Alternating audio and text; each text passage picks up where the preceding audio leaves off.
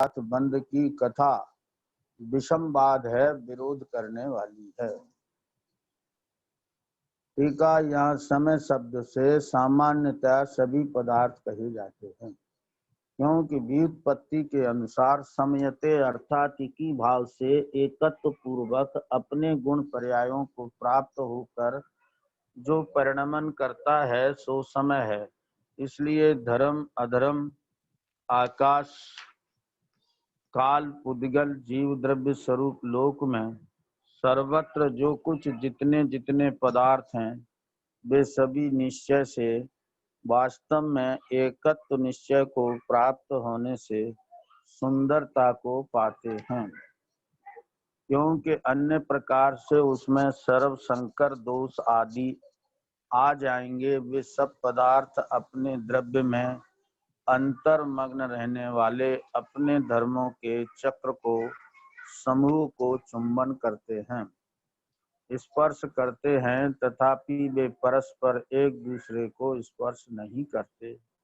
अत्यंत निकट एक क्षेत्र वगा रूप से तिष्ठ रहे हैं, तथापि वे सभी पदार्थ सदा काल अपने स्वरूप से च्युत नहीं होते। पर रूप परिणमन न करने से अनंत व्यक्तता नष्ट नहीं होती, इसलिए वे टंकोत कीर्ण की भांति शाश्वत स्थित रहते हैं और समस्त विरुद्ध कारता अविरुद्ध कार दोनों की हेतुता से वे सदा विश्व का उपकार करते हैं, टिकाए रखते हैं।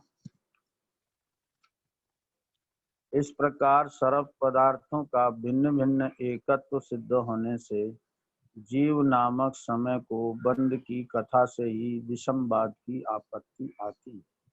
तो फिर बंध जिसका मूल है, ऐसा जो पुद्गल कर्म के प्रदेशों में स्थित है, वह जिसका मूल है, ऐसा पर समयापना, उससे उत्पन्न होने वाला दुविधपना, उसको कहाँ से हो।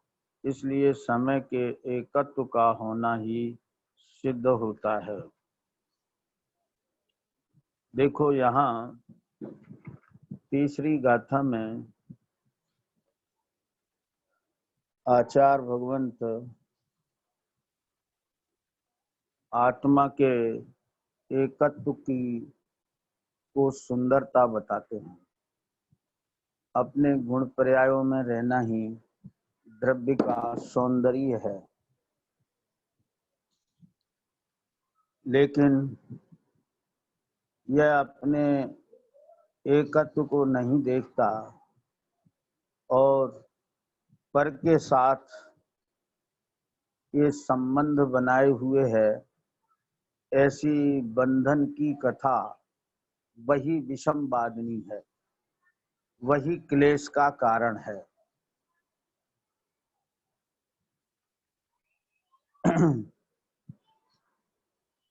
अब प्रश्न होता है, यदि गुण पर्यायों का एकत्व स्वीकार न करें तो क्या दोष है? क्या ख्याल में? गुण पर्यायों का अनादि से एकत्व है, पर इसे स्वीकार नहीं है और इसीलिए ये पर के साथ संबंध किए हुए है। यही बंधन की कथा इसकी दुखदायी है, विषमवादिनी है, क्लेश कारिणी है।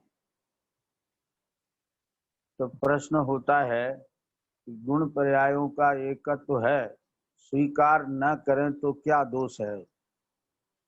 समाधान, सर्व संकर आदि दोष आ जाएंगे। सर्व संकर आदि दोष हैं, वे सब खड़े हो जाएंगे, आ जाएंगे। प्रश्न होता है, सर्व संकरादि दोष क्या होते हैं? कृपया स्पष्ट करें। समाधान, सर्वेषां युगपत प्राप्ति संकरः, सर्व द्रव्यों के मिल जाने को संकर दोष कहते हैं। सभी द्रव्य मिल नहीं सकते, पर मिलते हैं ऐसा अभिप्राय ही महादोष है। वस्तुपने तो सर्वद्रव्य मिलते नहीं हैं, पर तू अभिप्राय में सर्वद्रव्यों को मिला लेता है। यह शंकर नाम का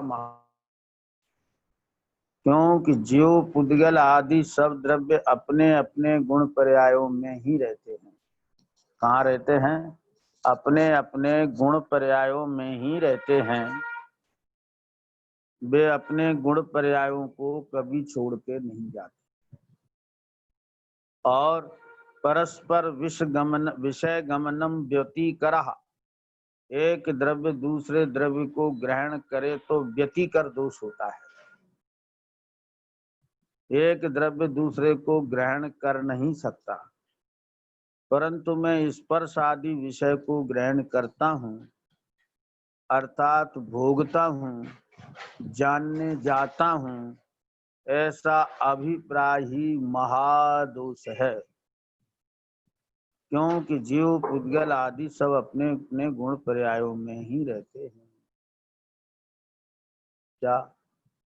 एक तो संकर दोष सर्व पदार्थों को मिलाता है, माने ये शरीर आदि है, यह मैं हूँ। ये तो इसने आत्मा को और अनंत पुद्गलों को अपने अभिप्राय में मिला लिया, ये तो हुआ संकर दोष। अब ये परद्रव्य को ग्रहण करता है,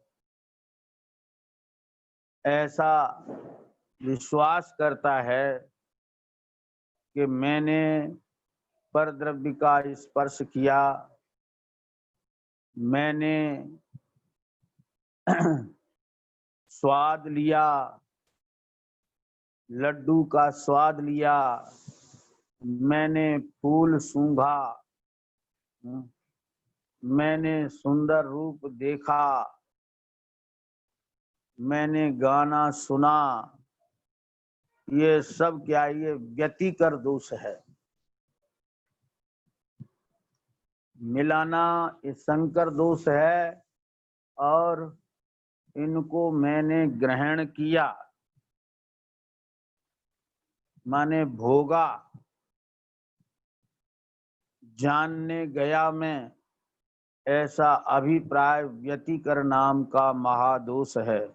क्योंकि जीव पुद्गल, क्यों है ये दोष? क्योंकि जीव पुद्गल आदि सब अपने अपने गुण पर्यायों में रहते हैं।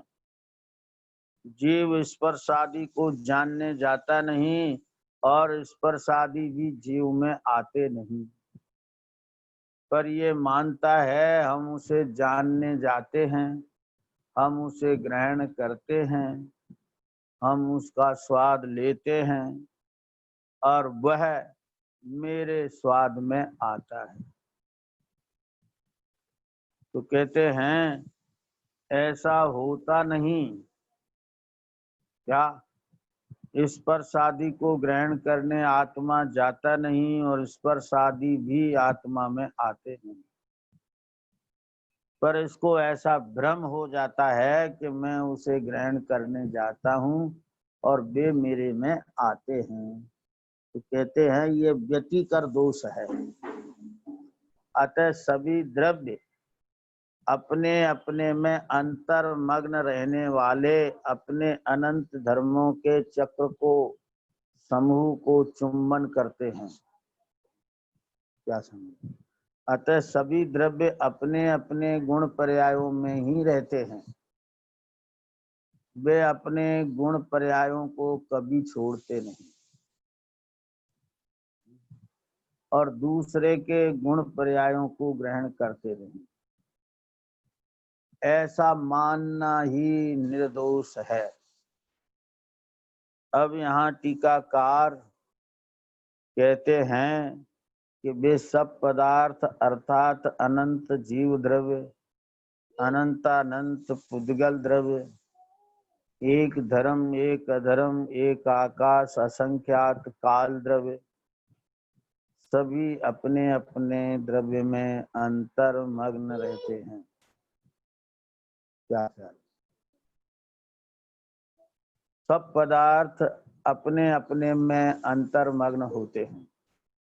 अनंत जीव द्रव्य हैं, वे सभी जीव द्रव्य अपने अपने गुण पर्यायों में अंतर्मग्न हैं। अनंतानंत पुद्गल द्रव्य हैं। अनंतानंत पुद्गल द्रव्य हैं। वे पुद्गल द्रव्य भी जैसे शरीर के अंदर अनंतानंत पुद्गल द्रव्य हैं, तो एक एक पुद्गल द्रव्य में अपने अपने अनंत गुण पर्याय हैं और उन अनंत गुण पर्यायों में वह व्याप्त रहता है। इसी प्रकार सभी द्रव्य अपने अपने अनंत गुण पर्यायों में व्याप्त रहते हैं। एक धर्म द्रव्य है, वह भी अपने अनंत गुण पर्यायों में व्याप्त है। अधर्म द्रव्य भी अपने अनंत गुण।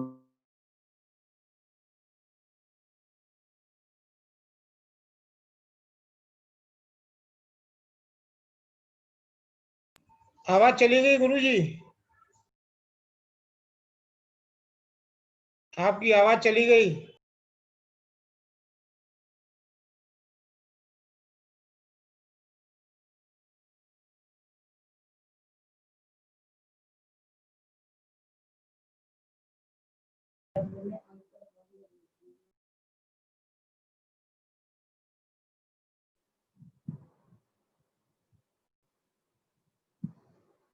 हाँ, आवाज आ रही है? आ रही है।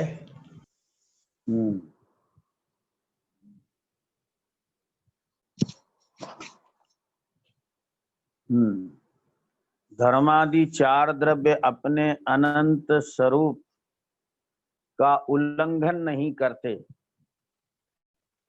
कोई भी द्रव्य अपने स्वरूप का उल्लंघन नहीं करता।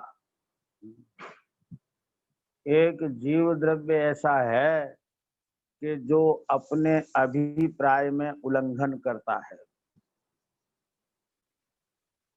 बकाया कोई भी द्रव्य उल्लंघन नहीं करते। स्वरूप का उल्लंघन तो जीव द्रव्य भी नहीं करता, परंतु ये अपने अभिप्राय में उल्लंघन करता है। क्यों नहीं करते सभी द्रव्य अपना उल्लंघन? क्योंकि वे सभी अपने अपने गुण धर्म प्रदेश परिणामों में ही मग्न रहते हैं। अपने अपने गुण धर्म प्रदेश परिणामों में ही अंतर्मग्न रहते हैं। वे कभी भी अपने गुण धर्म प्रदेश परिणामों को छोड़कर अन्य द्रव्य के गुण प्रदेश धर्म परिणामों को ग्रहण नहीं करते। उद्गल द्रव्य अर्थात परमाणु भी अपने अनंत गुण अनंत धर्म स्वप्रदेश और अनंत परिणामों में मग्न रहता है।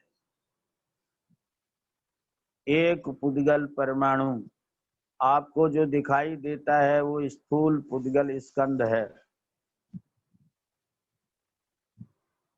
और उसमें अनंत पुद्गल परमाणु हैं। एक पुद्गल परमाणु में अनंत गुण हैं, अनंत धर्म है और अपना एक स्वप्रदेश है, अनंत परिणाम है। उनमें वो परमाणु मगन रहता है। उन्हें किसी को तुम्हारी तरफ देखने की फुर्सत नहीं है, लेकिन तुम्हें अपने आप को देखने की फुर्सत नहीं।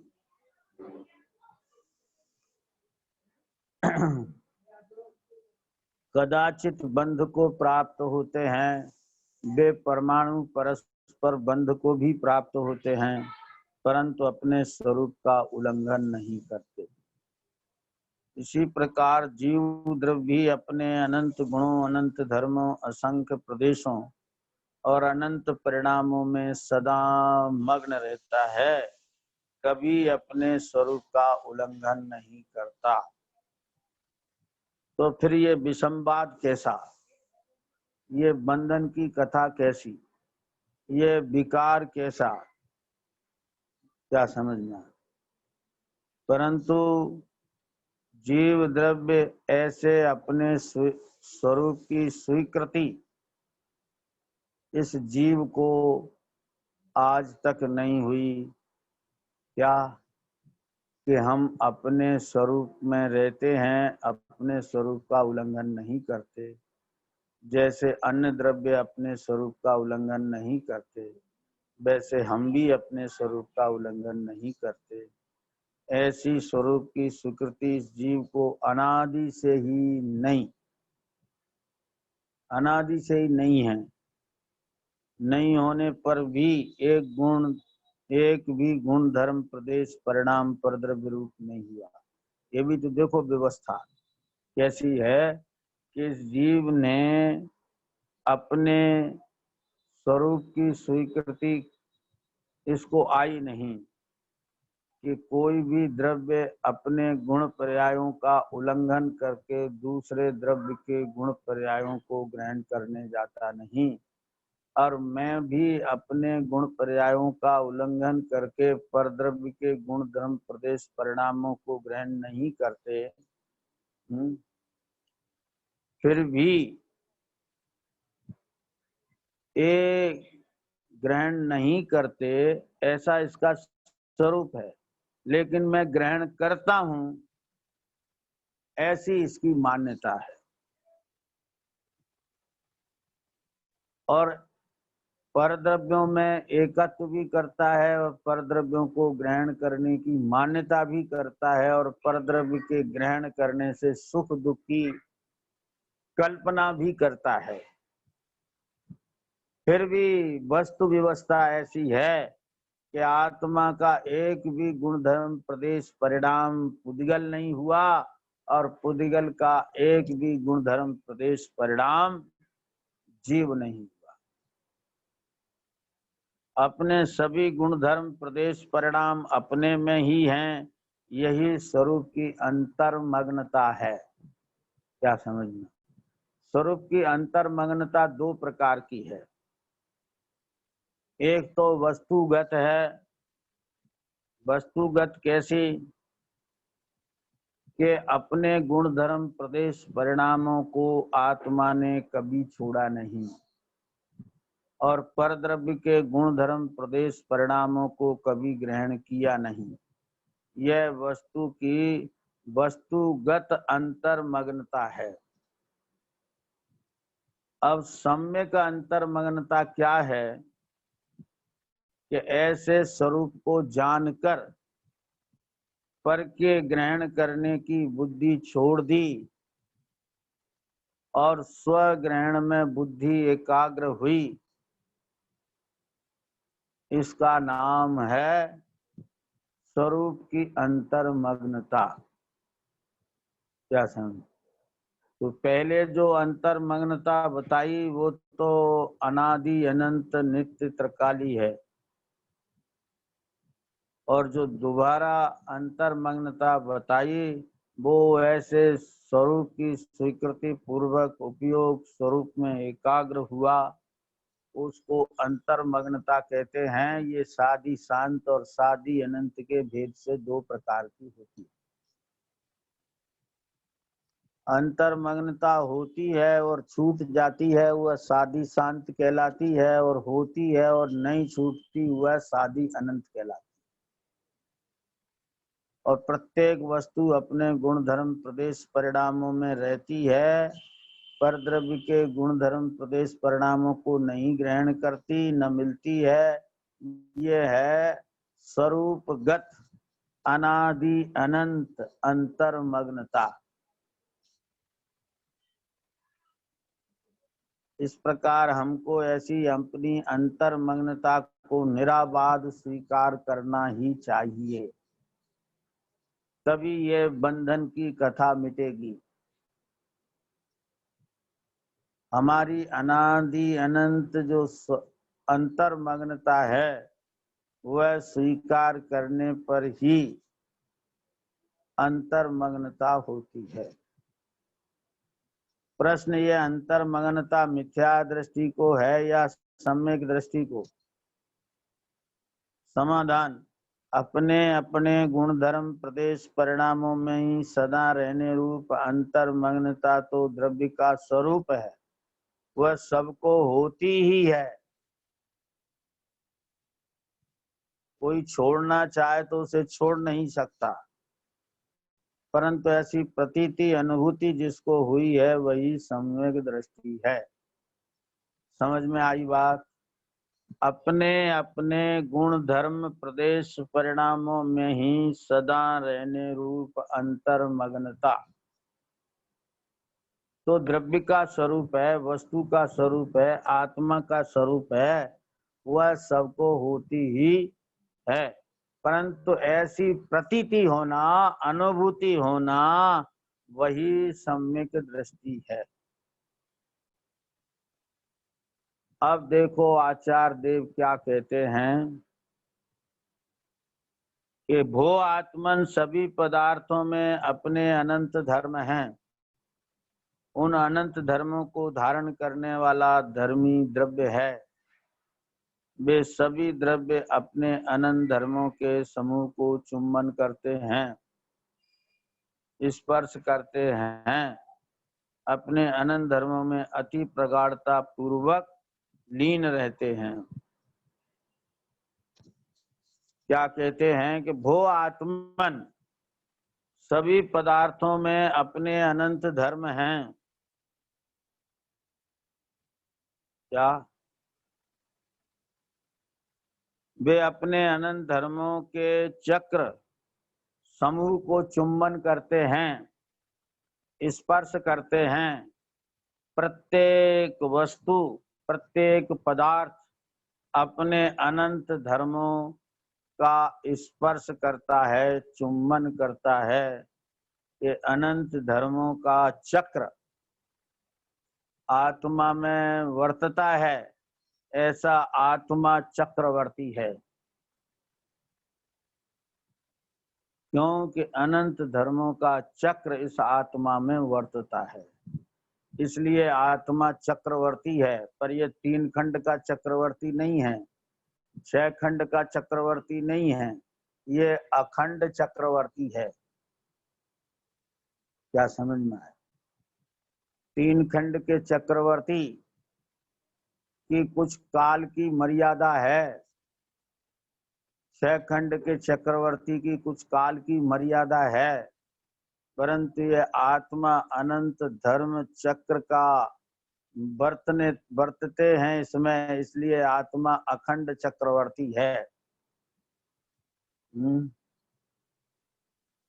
ऐसे चक्रवर्ती को जो स्वीकार करता है वह सिद्ध चक्र को प्राप्त होता है। जो अपने अनंत धर्म चक्र को स्वीकार करता है वह सिद्ध चक्र को प्राप्त होता है। भो आत्मन सभी पदार्थों में अनंत धर्म हैं। उन अनंत धर्मों को धारण करने वाला धर्मी द्रव्य है। आत्मा में अनंत धर्म हैं और अनंत धर्मों को धारण करने वाले को द्रव्य कहते हैं। इस प्रकार आत्मा धर्मी द्रव्य है। तू कहाँ धर्म और धर्मी को खोजता है? तेरे में धर्म है और तू स्वयं धर्मी है। वे सभी द्रव्य अपने अनंत धर्मों के समूह को चुंबन करते हैं, चूमते हैं, स्पर्श करते हैं, अपने अनंत धर्मों में अति प्रगाढ़ता पूर्वक लीन रहते हैं। सभी द्रव्य अपने अनंत धर्मों के समूह का चुंबन करते हैं, अपने अनंत धर्मों को छोड़ते नहीं हैं और पर के धर्म को ग्रहण करते नहीं हैं। ऐसा आत्मा का स्वरूप है, ऐसा आत्मा धर्मी है। अपने अनंत धर्मों में अति प्रगाढ़ता पूर्वक लीन रहते हैं। प्रत्येक वस्तु अपने अनंत धर्मों में लीन रहती है, प्रगाढ़ता पूर्वक, कभी च्युत नहीं होती है। क्या समझ में? ये लीनता को स्वीकारता है वह आत्मलीन कहलाता है। अपने अनंत धर्मों में अति प्रगाढ़ता पूर्वक लीन रहता है। यह आत्मा अपने धर्मों से कभी च्युत नहीं होता है। न कभी च्युत हुआ और न कभी च्युत होगा, ऐसा ये धर्मी आत्मा है।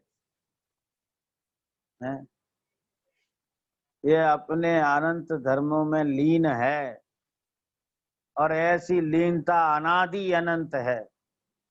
कैसी है? अनादि अनंत है। ये अनादि अनंत लीनता को स्वीकार करता है और फिर उसमें एकाग्र होता है तो सादी शांत और सादी अनंत लीनता होती है। वो आत्मन अपने में सत धर्म होने से, द्रव्य क्षेत्र काल भाव रूप रहने का ही अपना स्वभाव होने से, मैं अपने स्वभाव से किंचित भी च्युत नहीं होता। पर को स्पर्श कौन करे? मूर्ख ही पर को स्पर्श करने की व्यर्थ कल्पना करता है, क्योंकि पर का स्पर्श अकिंचित कर है। जरा विचार करो। भो आत्मन अपने में सत धर्म है। सत धर्म होने से अपने द्रव्य क्षेत्र काल भाव रूप रहने का ही अपना स्वभाव है। अपने ही द्रव्य क्षेत्र काल भाव में सदा से मैं रहता आया हूँ और अभी रह रहा हूँ और अनंत काल तक रहता रहूंगा। मैं अपने द्रव्य से किंचित भी च्युत नहीं हुआ। जीव द्रव्य से च्युत होकर कर्म रूप नहीं हुआ। मैं अपने स्व क्षेत्र में रहता हूँ। कहाँ रहता हूँ? मैं अपने स्व क्षेत्र में रहता हूँ। मैं भारत में रहता हूँ, उत्तर प्रदेश में रहता हूँ। ये तो सब मात्र कल्पना है। मैं अपने स्व क्षेत्र में रहता हूँ, अपने स्व क्षेत्र से कभी भी किंचित भी च्युत हुआ नहीं। मैं अपने स्वकाल में ही परिणमता हूँ, कभी भी स्वकाल से के परिणमन से रहित कभी परकाल रूप परिणमित हुआ ही नहीं, हूँ नहीं और होगा भी नहीं। मैं निरंतर अपने गुणों में ही रहा हूँ, पर गुणों में कभी गया नहीं, अपने गुणों से किंचित भी च्युत हुआ नहीं।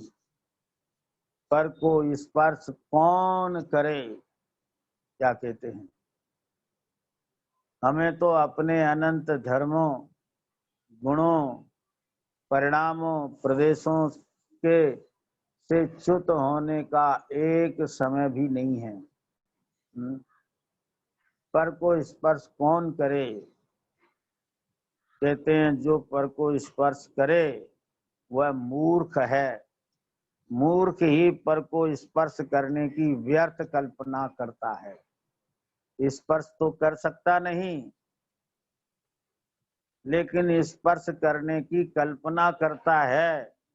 वह कल्पना कैसी है कि व्यर्थ है। जैसे नपुंसक को भोगने की कल्पना व्यर्थ है, उसी प्रकार इस जीव को स्पर्श करने की कल्पना व्यर्थ है, क्योंकि पर का स्पर्श अकिंचित कर है, किंचित मात्र भी कार्यकारी नहीं। क्यों कि स्पर्श करना चाहता है और स्पर्श कर सकता नहीं। जैसे नपुंसक भोगना चाहता है पर भोग सकता नहीं, उसी प्रकार यह मूर्ख प्राणी नपुंसक जैसी परिणति करता है। आचार्य देव कहते हैं तुझे अपने स्वरूप की खबर हो जाए, प्रतीति हो जाए, अनुभूति हो जाए तो सारी व्यर्थ कल्पनाएं मिट जाएं। अब देखो, मेरे में पहले बताया था सत धर्म, अब बताते हैं असत धर्म है मेरे में। मेरे में असत धर्म होने से मैं परद्रव्य, परक्षेत्र, परकाल, प्रभाव रूप नहीं होता। क्या समझना? पर द्रव्य क्षेत्र काल भाव रूप कभी हुआ नहीं, हूं नहीं और कभी होऊंगा भी नहीं। क्यों कि मेरे में असत धर्म है। वो असत धर्म की दीवाल इतनी चैतन्य धातु से निर्मित है कि उसको लांघ के ये पर द्रव्य को ग्रहण कर सकता नहीं। पर द्रव्य, पर क्षेत्र, पर काल, पर भाव रूप नहीं होता है। परंतु जो ऐसा मानता है कि मैं पर को स्पर्श करता हूँ, फिर भी मानता है कि मैं पर को स्पर्श करता हूँ, तो वह पर को स्पर्श कर सकता नहीं। क्यों नहीं कर सकता? क्योंकि पर को स्पर्श करने की शक्ति ही आत्मा में नहीं। जो शक्ति आत्मा में है उसका तो प्रयोग नहीं करता, और जो शक्ति नहीं है वो काम करना चाहता है। जिस कार्य को करने की शक्ति नहीं वो कार्य करना चाहता है, और जिस कार्य को करने की शक्ति है वो कार्य नहीं करना चाहता। कैसी उल्टी बुद्धि हो गई है। इसीलिए तो इसको आचार्यों ने मूर्ख कहा है कि जो कार्य करने की तेरे में शक्ति है सो तो करता नहीं, और जिसकी शक्ति नहीं है सो कार्य करने में अपनी बुद्धि लगाता है। तो मैं पर को स्पर्श करता हूं, वह पर को स्पर्श करता नहीं, क्योंकि पर को स्पर्श करने की शक्ति ही आत्मा में नहीं है।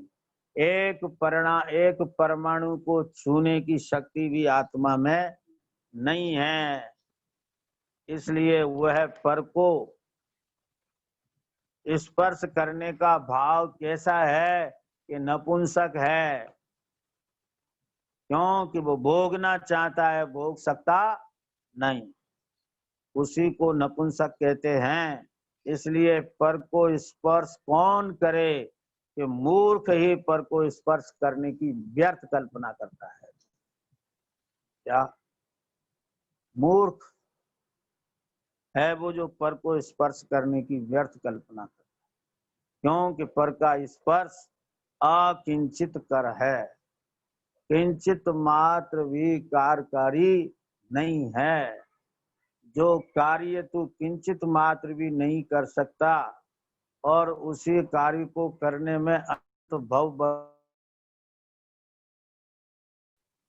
और अब भी बर्बाद कर रहा है, जिनवाणी सुन रहा है, तो इस बर्बादी को पहले रोक दे। अब देखो, आत्मा में कहते हैं अनित्य नाम का धर्म है। पहले सत बताया, फिर असत बताया, अब कहते हैं मेरे में अनित्य धर्म होने से मैं प्रति समय अनंत पुरानी पर्यायों को छोड़ता हूँ और अनंत नई नई पर्यायों को स्पर्श करता हूँ। क्या ख्याल में आया? पर को स्पर्श कौन करे? जो अपने अनित्य स्वभाव से परिचित नहीं, वे ही मूर्ख पर को स्पर्श करने की व्यर्थ कल्पना करते, क्योंकि पर का स्पर्श अकिंचित कर है। देखो, मेरे में अनित्य धर्म है, और अनित्य धर्म होने से प्रति समय अनंत पुरानी पर्यायों को हम छोड़ देते हैं। अनंत पुरानी पर्यायों को छोड़ देते हैं और अनंत नई नई पर्यायों का स्पर्श करते हैं। ये मूर्ख उन्हीं पदार्थों को स्पर्श करके की कल्पना से सुख मानता है। ज्ञानी जन कहते हैं कि मैं प्रति समय नई नई पर्यायों का स्पर्श करता हूं, एक समय पुरानी पर्याय को मैं फिर स्पर्श नहीं करता।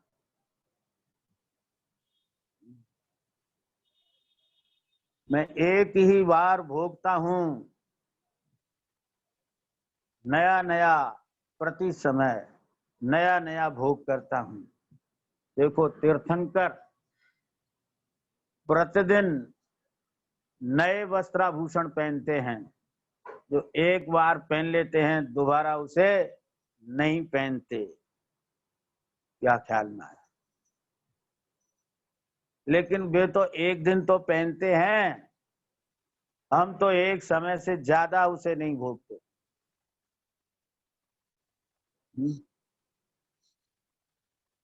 अनंत नई नई पर्यायों का स्पर्श करता हूं। तीर्थंकर के लिए तो स्वर्ग में इंद्र के द्वारा इतनी व्यवस्था है कि अगर 170 तीर्थंकर होवें तो भी सभी तीर्थंकरों को प्रतिदिन नए वस्त्राभूषण पहुंचाता है। लेकिन हमारी ऐसी ऑटोमेटिक व्यवस्था है कि हम प्रति समय नई नई पर्यायों का स्पर्श करते हैं और एक नहीं अनंत पर्यायों का एक साथ स्पर्श करते हैं। ये जगत का चक्रवर्ती तो 96,000 रानियों को ही स्पर्श करता है, पर हम तो प्रति समय नई नई अनंत पर्यायों का स्पर्श करते हैं। तो देख तो सही अपने वैभव को, पर को स्पर्श कौन करे? जो अपने अनित्य स्वभाव से परिचित नहीं है, जिसे अपने अनित्य स्वभाव की खबर नहीं है, वे ही मूर्ख पर को स्पर्श करने की व्यर्थ कल्पना करते। क्या समझ? वे मूर्ख हैं जो स्पर्श कर नहीं सकते और फिर भी स्पर्श करने की कल्पना छोड़ते नहीं। एक बार असफल होते हैं, नहीं अनंत बार असफल हो चुके हैं, कभी भी सफल हुए नहीं हैं और हैं नहीं, कभी भी सफल होंगे नहीं। फिर भी ऐसी अज्ञानता है कि ये पर को स्पर्श करने की व्यर्थ कल्पना करता है, जबकि पर का स्पर्श अकिंचित कर है। अब सुनो, मेरे आत्मा में नित्य धर्म है। कैसा धर्म है? नित्य धर्म भी है। नित्य धर्म होने से मैं अनादि अनंत एक प्रवाह रूप से वर्तता हूं। अपने नित्य प्रवाह को छोड़कर पर को स्पर्श कौन करे? मूर्ख ही पर को स्पर्श करने की व्यर्थ कल्पना करता है, क्योंकि पर का स्पर्श अकिंचित कर है। हे प्रभु, में नित्य धर्म है मेरे में। मैं अनादि अनंत एक प्रवाह रूप मैं अपने प्रवाह को कभी छोड़ता नहीं हूं। मेरे प्रवाह का कभी प्रारंभ नहीं हुआ है और कभी अंत भी होगा नहीं। अपने नित्य प्रवाह को छोड़कर पर को स्पर्श कौन करने जाए? हम अपने नित्य प्रवाह में रहते, हमें पर को स्पर्श करने की क्या आवश्यकता है? और कौन स्पर्श करने जाए? और करने जाए तो तब जब हो जाए। जब पर का स्पर्श होता ही नहीं तो मैं क्यों पर का स्पर्श करने जाऊं? और स्व का स्पर्श कभी छूटता नहीं तो मैं क्यों छोड़ूं? जो ऐसे अपने नित्य धर्म को नहीं समझते, नहीं जानते, वे मूर्ख ही पर को स्पर्श करने की व्यर्थ कल्पना करते हैं। उनकी कल्पना व्यर्थ क्यों है? क्योंकि पर का स्पर्श अकिंचित कर है। किंचित भी कार्यकारी आज तक हुआ नहीं है, नहीं होगा भी नहीं। अब देखो, मेरे में अनेक धर्म है, अनेकत्व धर्म है। अनेकत्व धर्म होने से मैं अपने अनंत गुण पर्याय धर्म रूप वैभव को स्पर्शता हूं। पर को कौन स्पर्श करे? मूर्ख ही पर को स्पर्श करने की व्यर्थ कल्पना करता है, क्योंकि पर का स्पर्श अकिंचित कर है। देखो, मेरे में अनेकत्व नाम का धर्म है और इस धर्म के होने से मैं अपने अनंत गुण पर्याय धर्म रूप वैभव को स्पर्शता हूं। मेरे वैभव का पार नहीं है, अपार है।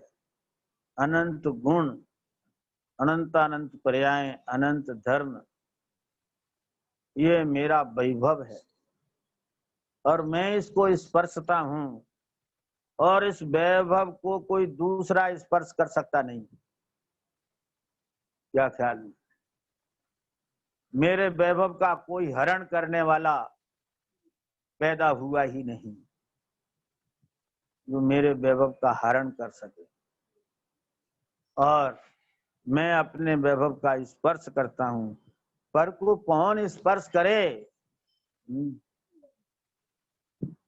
वो मूर्ख ही पर को स्पर्श करने की व्यर्थ कल्पना करता है।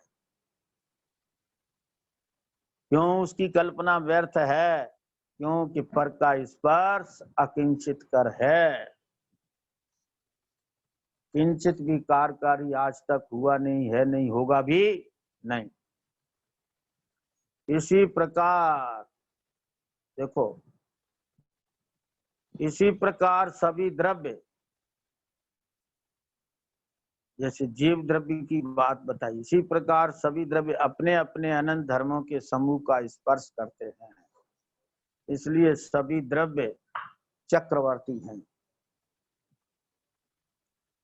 कोई अपने धर्मों के समूह को छोड़कर पर को स्पर्श करने नहीं जा सकते, नहीं जा सकते।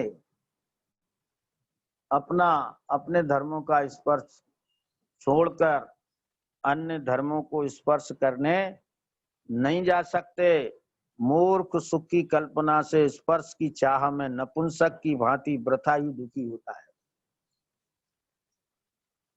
कैसी मूर्खता है इस जीव की कि सुख की कल्पना से स्पर्श की चाह में नपुंसक की भांति व्यर्था ही दुखी होता है।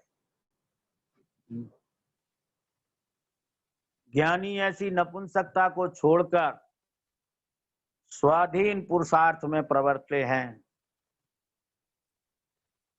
वे जानते हैं कि जो काम कर नहीं सकता उसको करने की कल्पना मिथ्या होती है। वो आत्मन आचार्य देव और क्या कहते हैं?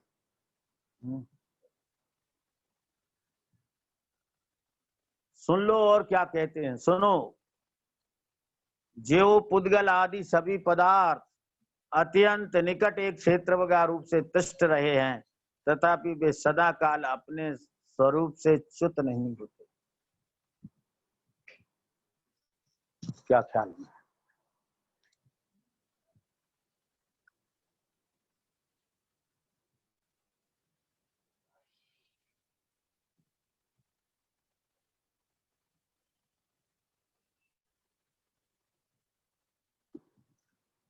आचार्य देव और क्या कहते हैं?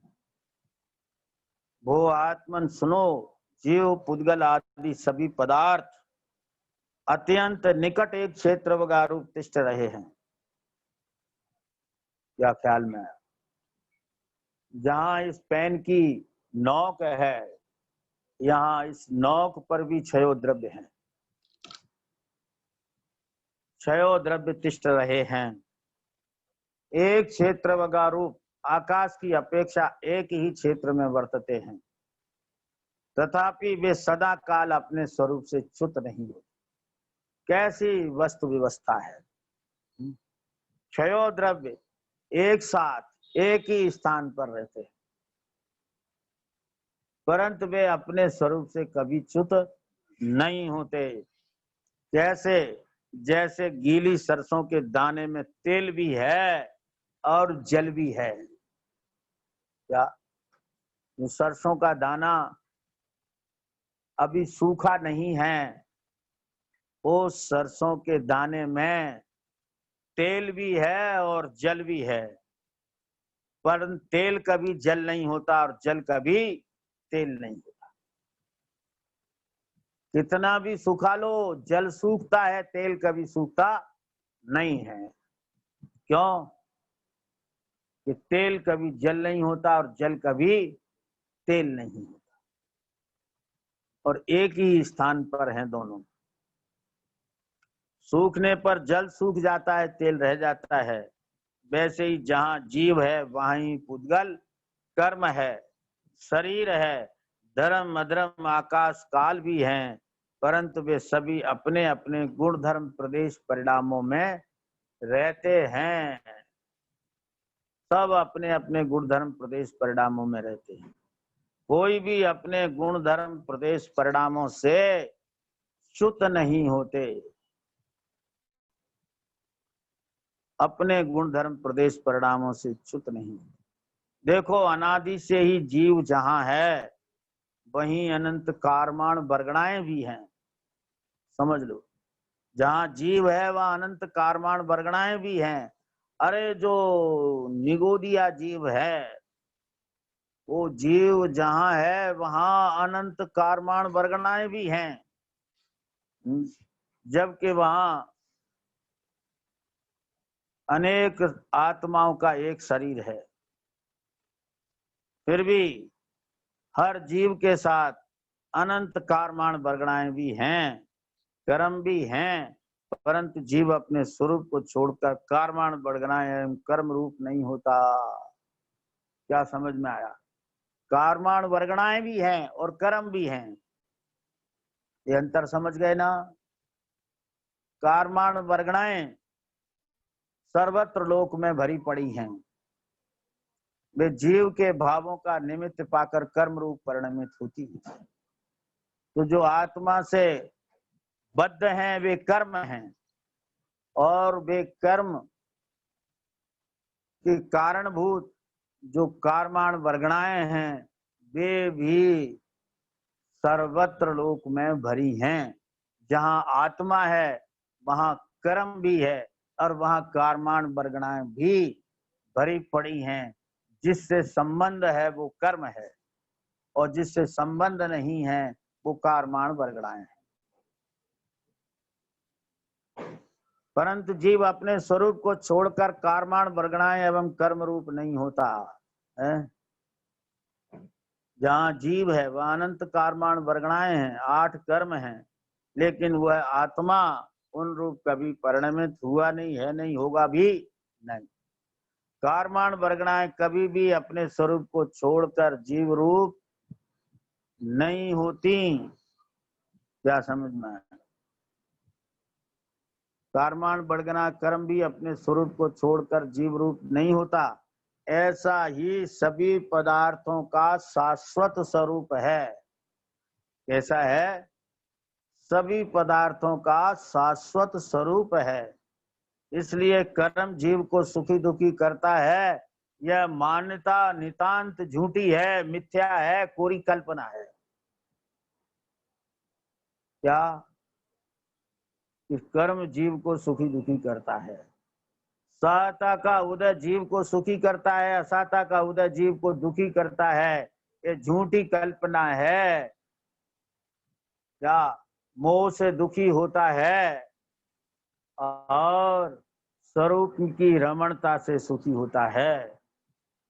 क्या समझ में है? सहता सुख देती नहीं, असहता दुख देती नहीं है। और क्या क्या कहते हैं आचार्य देव, अब समय नहीं है, लेकिन हम आपको सुनाए देते हैं, कल इस पर व्याख्या करेंगे। आचार्य देव और क्या कहते हैं कि भो आत्मन सुनो, वे सभी पदार्थ पर रूप परिणमन न करने से उनकी अनंत व्यक्तता नष्ट नहीं होती है। इसलिए वे टंकोत्कीर्ण की भांति शाश्वत स्थित रहते हैं। टंकोत्कीर्ण टांकी से उकीरी हुई प्रतिमा व अक्षरों की भांति सभी दृश्य शाश्वत हैं, वे कभी नष्ट नहीं होते।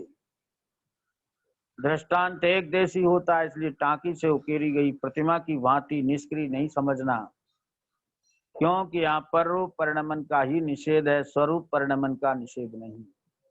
क्योंकि द्रव्य की स्वरूप परिणमन में ही अनंत व्यक्तता है। यदि वस्तु का पररूप परिणमन हो जाए तो द्रव्य की अनंत व्यक्तता नष्ट हो जाए, अर्थात वे पर्याय किसकी है निर्णय असंभव हो जाए। जिनकी दृष्टि में श्रद्धा में परिणमन परद्रव्य है, उनके अभिप्राय में आत्मा की अनंत व्यक्तता नष्ट हो गई। आगे फिर कहते हैं कि आचार्य देव और क्या कहते हैं कि सुनो आत्मन, समस्त विरुद्ध कारता अविरुद्ध कार दोनों की हेतुता से वे सदा विश्व का उपकार करते हैं, टिकाए रखते हैं। सभी द्रव्य अपने अपने स्वरूप में रहते हैं, वे फिर भी वे सभी द्रव्य सदा विश्व का उपकार करते हैं, अर्थात विश्व की व्यवस्था में बाधक नहीं साधक हैं। क्या ख्याल में आया? बहुत सुंदर विषय है। आत्मा की अपने गुण पर्यायों का एकत्व ही आत्मा का सौंदर्य है। तू अपनी इस सुंदरता को क्यों नहीं देखता है? क्यों इस मलिन शरीर पर चिपके हुए मक्खी के पंख की तरह चढ़ी चादर के रूप को देखकर तू उस पर आसक्त होता है? अपने गुण पर्यायों के एकत्व की सुंदरता को क्यों नहीं देखता है? बड़े आश्चर्य की बात। तू अपने गुण पर्यायों के एकत्व की सुंदरता को देखे तो फिर इस मलिन शरीर की पर रीझना मुश्किल हो जाएगा। है? तू अपने स्वरूप को पहचान, अपनी सुंदरता को देख, तो जगत का कोई भी पदार्थ तेरी सुंदरता को उल्लंघन करने वाला नहीं, लज्जित करने वाला नहीं। तू अपनी सुंदरता को देख, अपनी सुंदरता में निमग्नता को प्राप्त होकर अतीन्द्रिय आनंद को प्राप्त हो। इसी भावना के साथ आज का यह वक्तव्य विराम लेता है।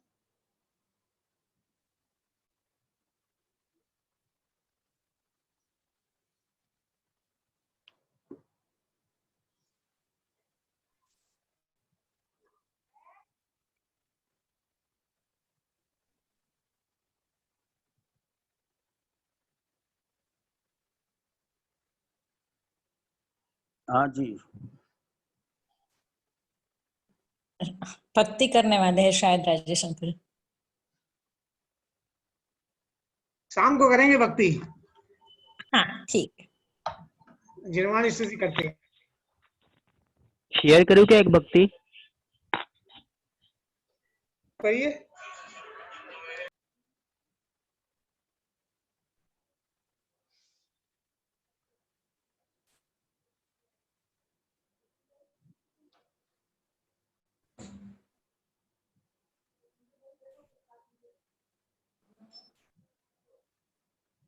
किसी का आवाज नहीं आ रहा। क्यों नहीं आ रहा? कौन बोलना चाह रहा था? भक्ति म्यूट है सभी का। चलो स्तुति, जिनवाणी स्तुति करो, कोई नहीं बोल रहा। नहीं करेंगे। कर रहा हूँ मैं, 1 मिनट। अच्छा हाँ हाँ, कौन? शायद अजय जी है।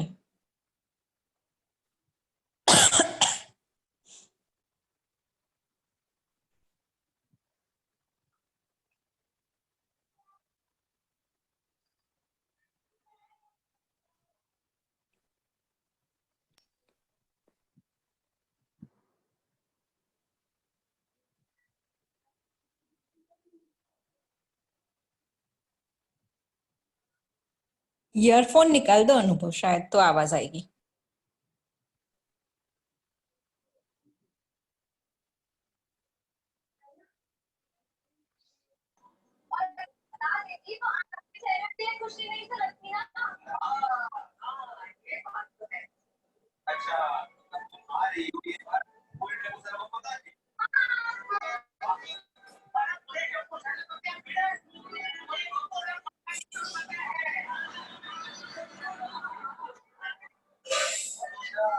आवाज कम कर दे।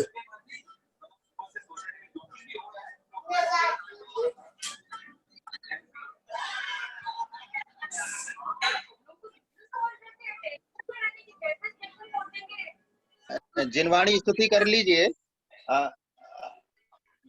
अभी नहीं हो, आवाज नहीं पहुंच पा रहा है। जिनवाणी स्तुति कर लीजिए। ईयरफोन होगा तो नहीं आएगा आवाज शायद। वो अभी नहीं हो पा रहा है। अगली बार से पहले से तैयारी करके करेंगे। जी आप कीजिए जिनवाणी स्तुति अजय जी।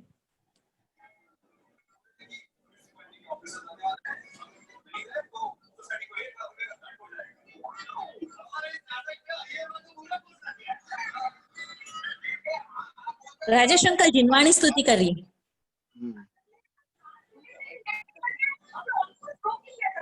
यद्वादने षट द्रव्य गुण पर्याय पर्याय और प्रमाण का जड़ कर्म चेतन बंध का और कर्म के अवसान का कह कर स्वरूप यथार्थ जग का जो किया उपकार है उसके लिए जिनवाणी माँ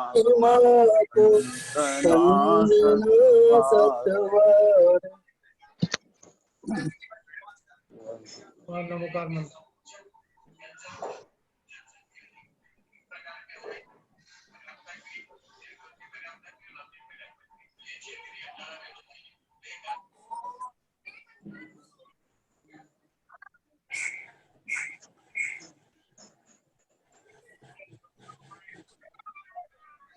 आवाज कम कर दे बेटा।